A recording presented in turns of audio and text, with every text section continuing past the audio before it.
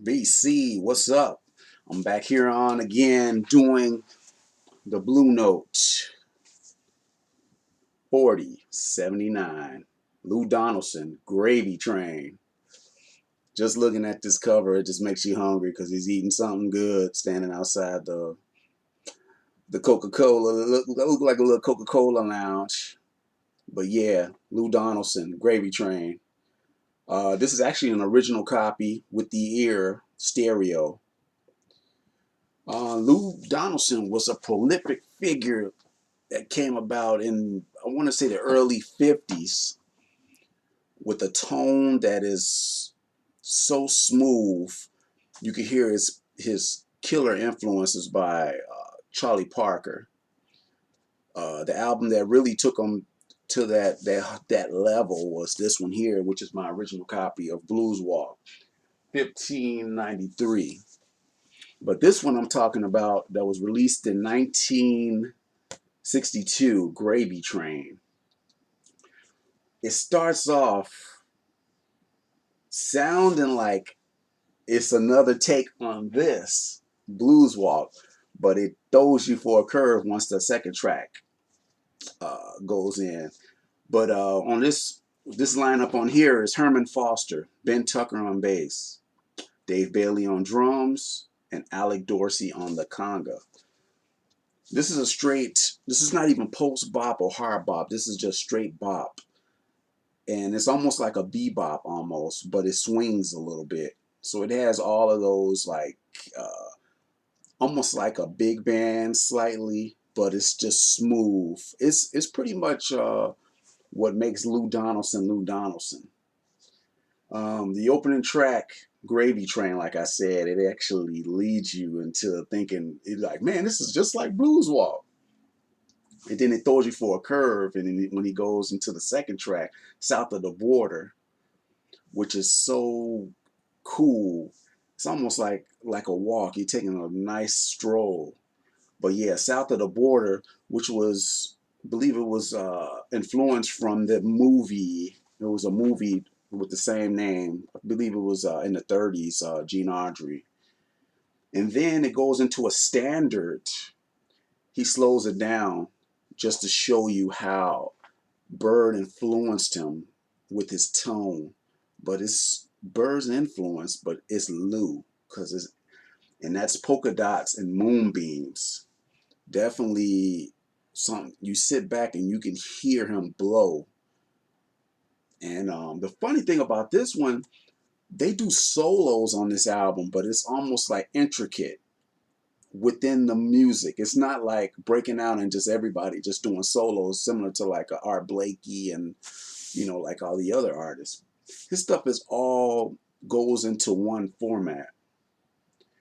But yeah, Polka Dots and Moonbeams, which is a standard, definitely a classic. When you want to hear when you hear Lou, this actually, I would put that song, Polka Dot and Moonbeams, as one of his top as far as his blowing style. Just to sit back and you can hear his tone. He's definitely a trailblazer, and he's still alive.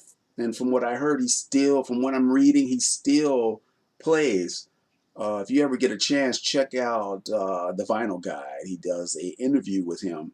He's one of the last living legends too. Sometimes I think he doesn't get the pub that he should get.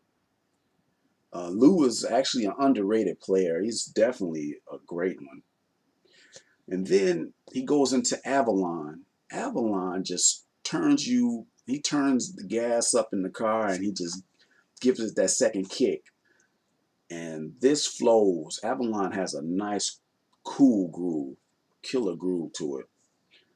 And you can really hear the congas and Herman Foster stretch out on the piano, and then Dave Bailey on the drums. That's what makes them so good. But Avalon is another one. And then you have another cover besides Polka Dot and Moonbeam. You got Candy. Candy is another one.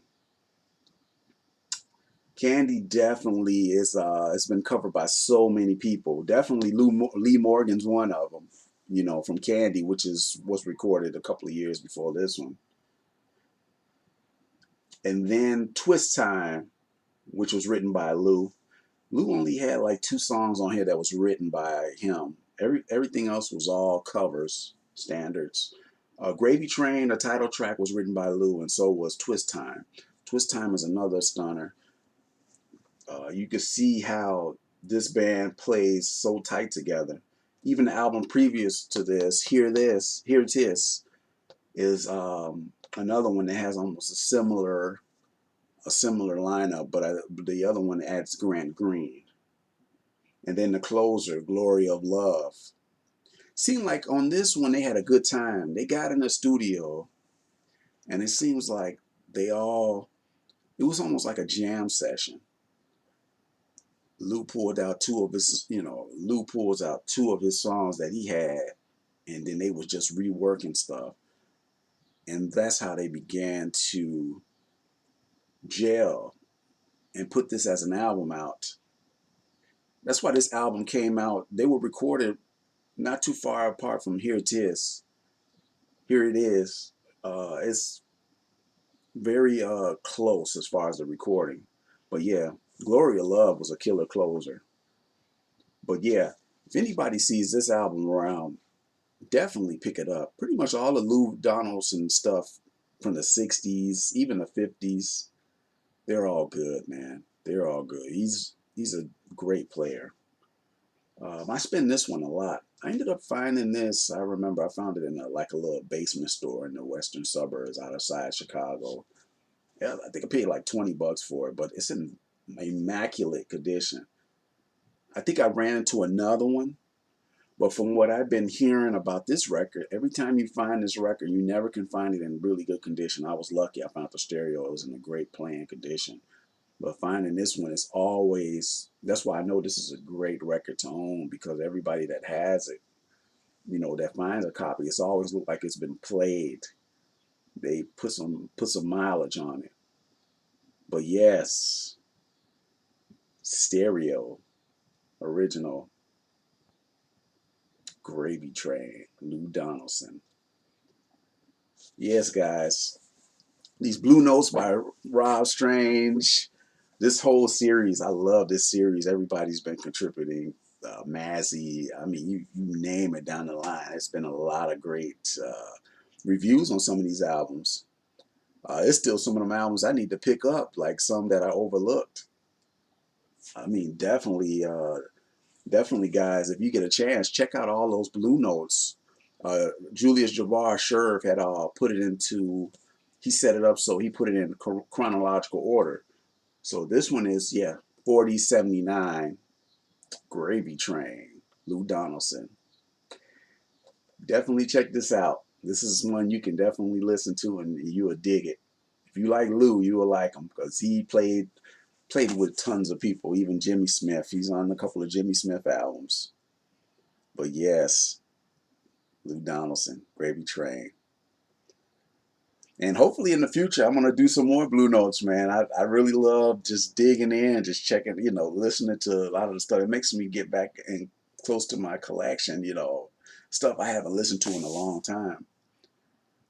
But yeah, peace out, guys. VC.